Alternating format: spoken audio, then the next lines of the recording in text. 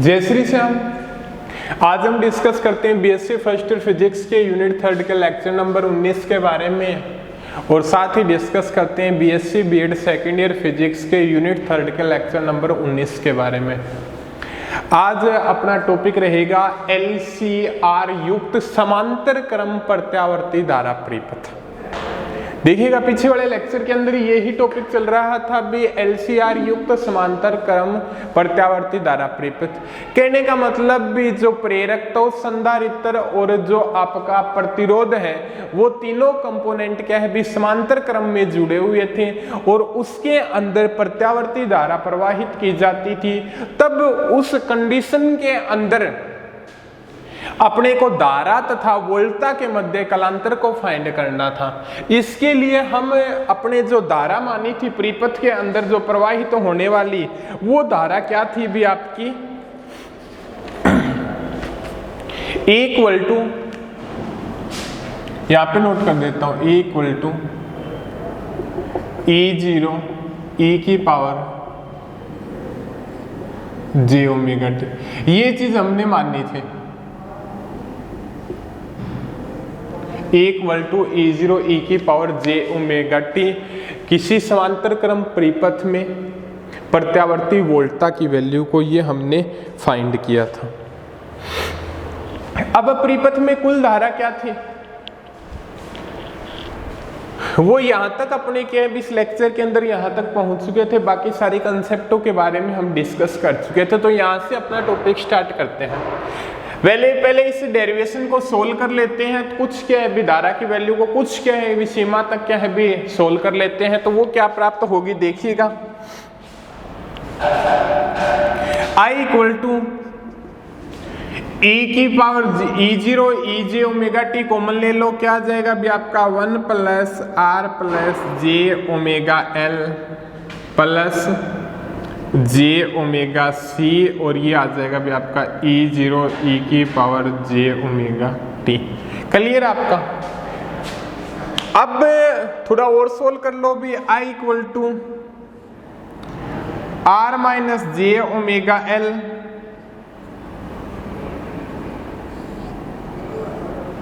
और नीचे भी मल्टीप्लिकेशन कर दो r plus j omega l और r minus j omega l, ठीक है, plus j omega c E0 e की पावर j ओमेगा t। ठीक है, क्लियर है। अब आगे देखिएगा, I इक्वल टू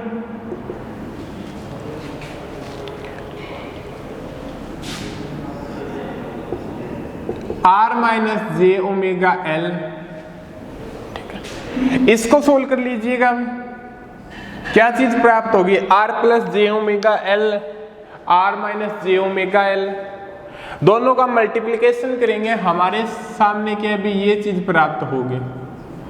करके देख लेना चाहिए आप।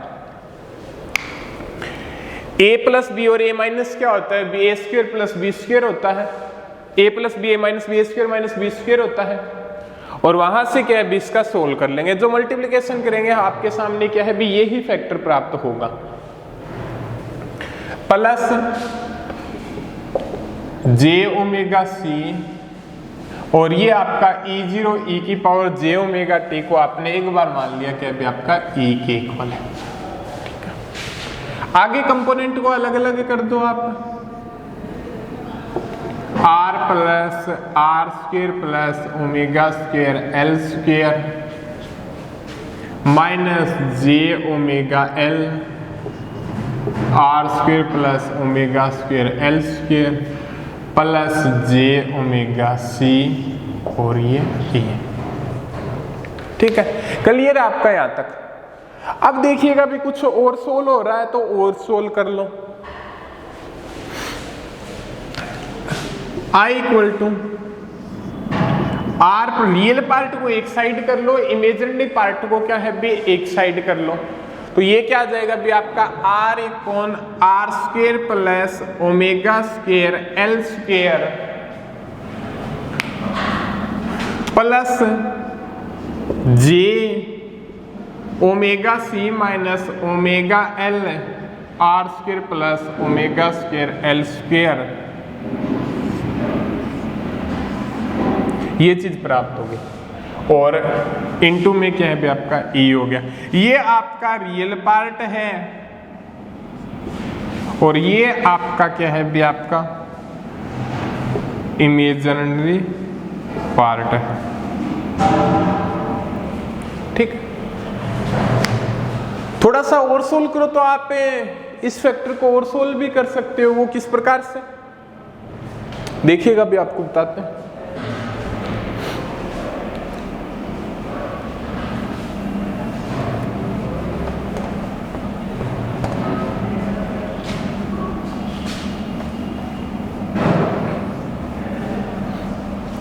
आई अपॉन ई क्या होता है अभी? आई अपॉन ई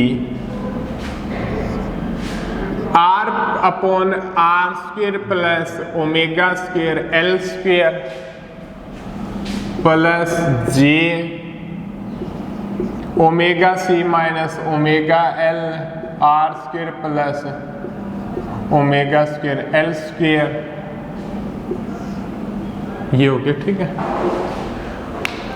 अब एक चीज आपने पढ़ी होगी भी, प्रवेश्यता नाम सुना होगा अपना आपने, प्रवेश्यता भी पीछे वाले चैप्टरों के अंदर आपने प्रवेश्यता नाम सुना होगा। प्रवेश्यता किसे कहते हैं भी? प्रतिबाधा के व्युत्क्रम को क्या बोलते हैं भी? प्रवेश्यता बोलते हैं। ये चीज आपने तो सुनी होगी भी, जो 3 डेफिनेशन पढ़ी थी अपने। प्रवेश्यता क्या होती है भी आपकी? y से डिनोट करते हैं। प्रतिबाधा के व्युत्क्रम को क्या बोलते हैं भी? प्रवेश्यता बोलते हैं। ठीक है, प्रतिबाधा क्या है भी आपकी?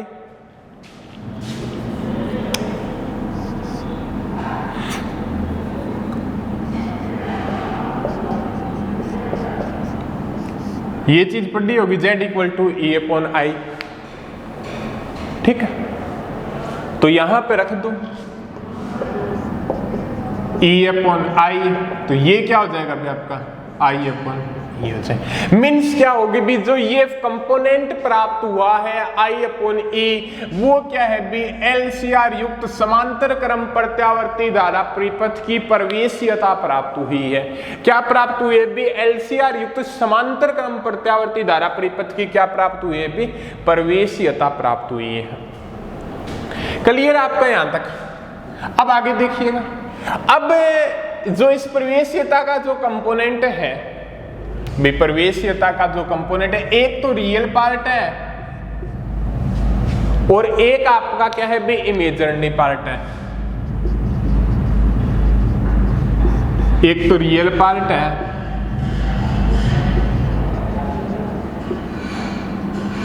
एक आपका क्या है भी? इमेजिनरी पार्ट है। बी वास्तविक पक्ष हो गया और काल्पनिक पक्ष हो गया। अब क्या है भी? इसको आर्गेंड ग्राफ में क्या है भी? इसको आर्गेंड ग्राफ के अंदर क्या है भी? पुट कर दो। आर्गेंड ग्राफ के अंदर एक जो एक्स एक्सिस होती है वो रियल एक्सिस होती है, और जो वाई एक्सिस होती है वो क्या है भी? आपकी इमेजिनरी एक्सिस होती है। ठीक है, जिसे प्लस जे से भी डिनोट करते हैं प्लस वाई को, और माइनस वाई को क्या है भी? माइनस जे से ही डिनोट करते हैं। क्लियर आपका? रियल एक्सिस क्या हो जाएगी भी आपकी?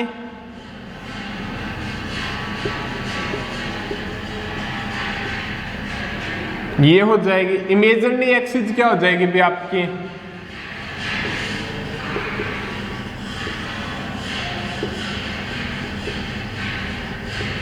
ये हो जाएगी। ये बना दो, ये डेल कोण मान लो। तो ये और ये दूरी क्या होगी भी? बराबर होगा omega C minus omega L R square omega square L square, ये चीज हो जाएगी। ये दूरी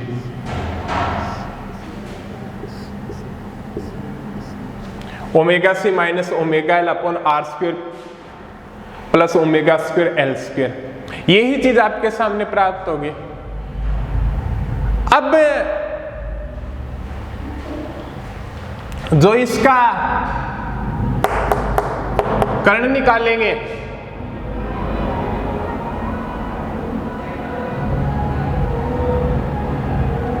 जो इसका कर्ण निकालेंगे वो फैक्टर कौन सा आ जाएगा भी आपका,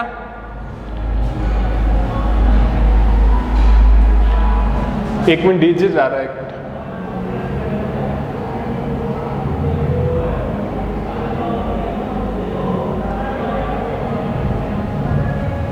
एक मिनट।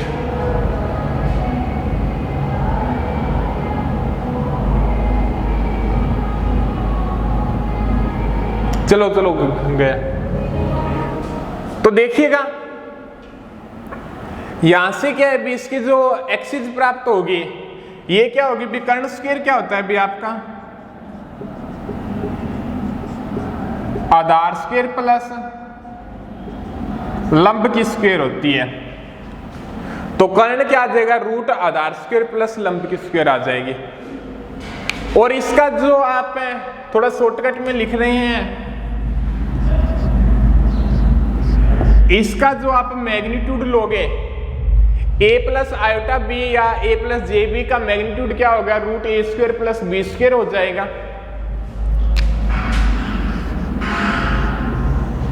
ए स्क्वायर क्या है भी आपका r plus R square omega square L square की स्क्वायर प्लस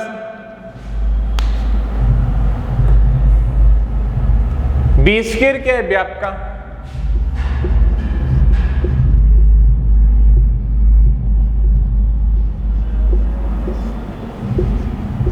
ये फैक्टर आ जाएगा अभी आपका a प्लस आयोटा बी का करें तो ए स्क्वायर प्लस बी स्क्वायर यही फैक्टर आता है आपका। क्लियर है आपका यहां तक,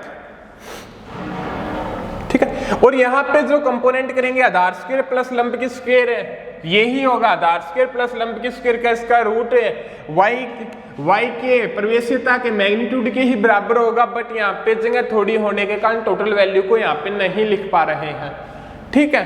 क्लियर आपका यहां तक। अब ये होगी प्रवेश्यता। अब क्या है भी आपके दो जो कंपोनेंट हैं उनकी वैल्यू और फाइंड कर लो। कौन से कंपोनेंट के देखो आप,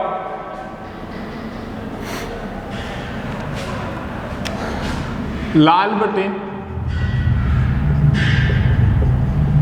कक्का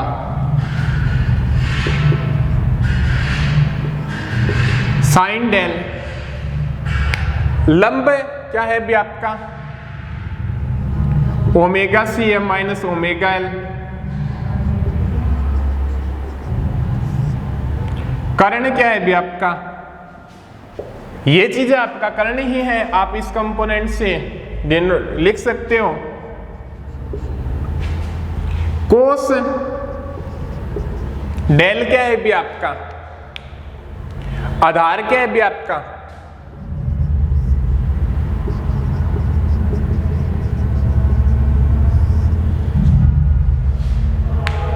कर्ण क्या है भी आपका ये आ गया। इस फैक्टर की वैल्यू भी आपके सामने यहां से प्राप्त हो जाएगी, इस फैक्टर की वैल्यू भी आपके यहां से प्राप्त हो जाएगी। तो दोनों फैक्टर की वैल्यू पुट कर देते हैं।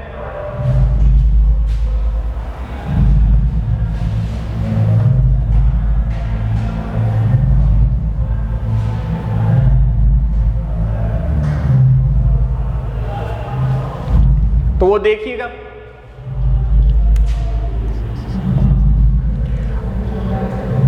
ये क्या हो जाएगा भी आपका y का magnitude cos del plus j y का मैग्नीट्यूड साइन डेल। यही बेस कंपोनेंट की वैल्यू क्या होगी ये हो गई। इस कंपोनेंट की वैल्यू क्या होगी भी आपके सामने ये प्राप्त हो गई। तो y इक्वल टू वाई का magnitude cos del plus J sine del cos del plus J sine del, ठीक है। Cos del plus J sine del y equal to क्या हो जाएगा भी आपका cos theta plus iota sine theta क्या होता है भी e की पावर थीटा होता है। तो ये e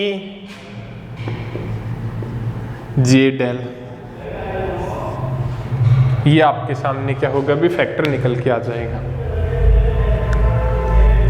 ठीक है, अब ये फैक्टर निकलने के बाद यहां पे नोट कर दो भी एक फैक्टर क्या आ गया भी आपका y इक्वल टू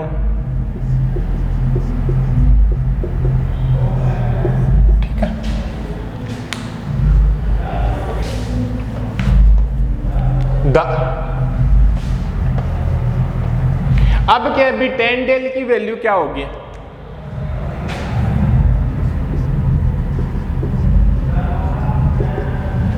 लाल बटे का लंब क्या है भी आपका omega C minus omega L R square plus omega square L square, आधार क्या है भी आपका आर, ये हो जाएगा omega C minus omega L upon R square plus omega square L square upon आधार क्या है R upon R square plus omega square L square. तो यहां पे जो डेल की वैल्यू आएगी वो क्या हो जाएगी भी आपकी tan इनवर्स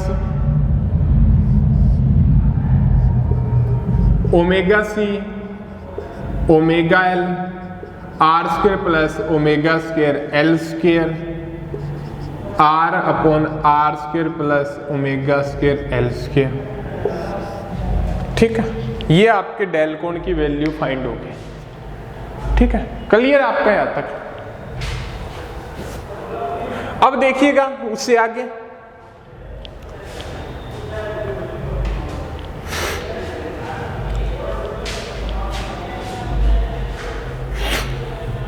आपके पास क्या अभी वोल्टता प्राप्त है, आपको क्या फाइंड करनी है, धारा को फाइंड करना है। तो आपके पास जो ये कंपोनेंट है y equal to I upon E, तो यहां से आप क्या निकाल लोगे,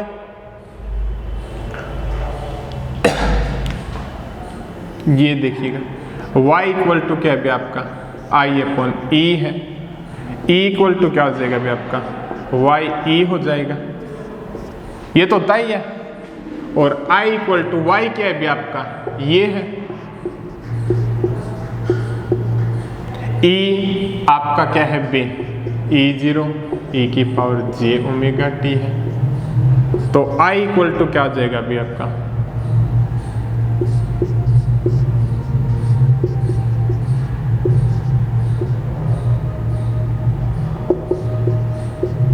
ओमेगा t प्लस डेल, ये चीज आपके सामने निकल के आ गए। और यहां पे I0 फैक्टर की वैल्यू क्या हो जाएगी,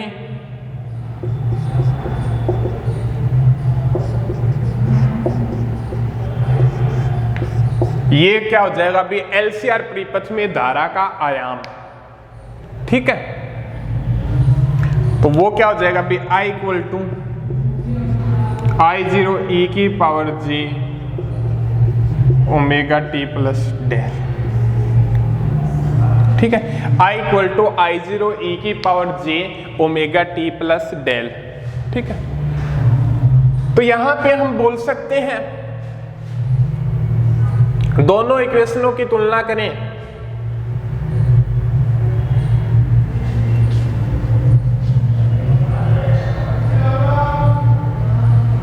एक इक्वेशन क्या है भी आपकी ये प्राप्त है E equal to E0 e की पावर j ओमेगा t। तो यहां से क्या बोल सकते हैं भी अपने